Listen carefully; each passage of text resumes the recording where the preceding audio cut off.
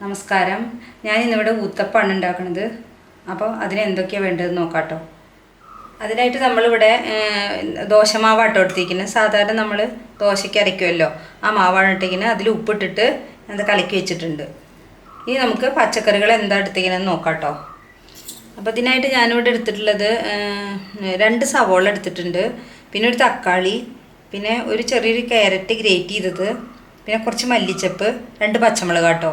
പിന്നെ ലൈറ്റായിട്ട് ഇതിൽ ഉപ്പ് ഇട്ടിട്ടുണ്ട്. എന്നിട്ട് ഞാനിവിടെ ഇളക്കി വെച്ചിട്ടുള്ളതാണ് കേട്ടോ. ഇതാണ് നമ്മുടെ പച്ചക്കറിയായിട്ട് നമ്മൾ അതിലിടാൻ പോണത് കേട്ടോ. ഇനി നമുക്കത് ഉണ്ടാക്കാൻ നോക്കാം. നമ്മളിവിടെ ഒരു ഫ്രൈ പാൻ അടുപ്പത്ത് വെച്ചിട്ടുണ്ട്. ഞാൻ ഇതിലേക്ക് ദോശമാവ് ഒഴിച്ച് കൊടുക്കണം കേട്ടോ. ഇത് കുറച്ച് കട്ടിയിലാണ് നമ്മൾ പരത്തണത്.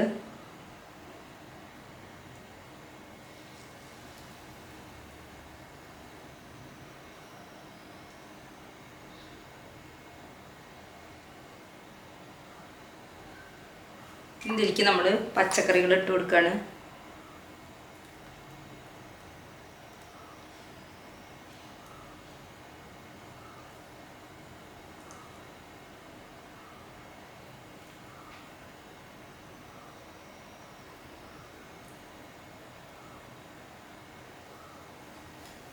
നമുക്ക് ഇതിലേക്ക് നെയ്യ് ഇട്ട് കൊടുക്കാം.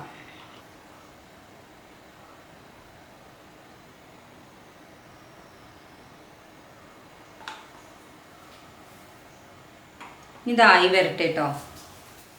അപ്പോൾ അതായി വന്നിട്ടുണ്ട്. നമുക്കിത് മറിച്ചിട്ട് കൊടുക്കാം. അപ്പോൾ ഞാൻ പച്ചക്കറികൾ ഇടുമ്പോൾ ചട്ടയും കൊണ്ട് ഒന്നിങ്ങനെ ഇതാക്കി ഇങ്ങനെ മീതങ്ങനെ ഇതാക്കി കൊടുത്തിട്ടുണ്ട്. ആ പച്ചക്കറികളൊക്കെ അതിൽ ആ മാവിൽ ഒന്ന് അമർന്നിരിക്കാൻ വേണ്ടിയിട്ട് ചെയ്തിരുന്നു കേട്ടോ. ഇനിയിപ്പോൾ നമുക്കിത് ഞാനിതൊന്ന് മറിച്ചിട്ട് കൊടുക്കുകയാണ്.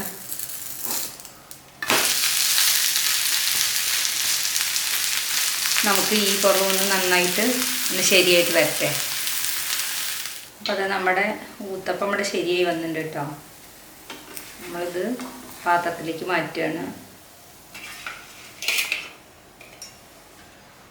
അടുത്തത് ഞാനിതാ പിന്നെ പരത്തുന്നുണ്ടോ, അങ്ങനെ കുറച്ച് കട്ടിയിൽ പരത്തി കൊടുക്കുക.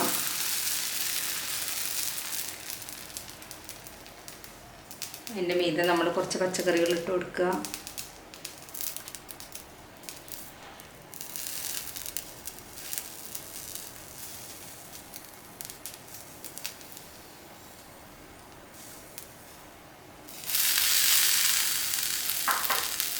നമ്മളിതിലേക്ക് കുറച്ച് നെയ്യ് ഇട്ട് കൊടുക്കണം.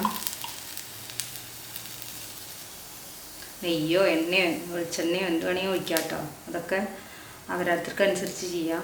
നെയ്യാകുമ്പോൾ കുറച്ചും കൂടി ടേസ്റ്റ് ഉണ്ടാവും.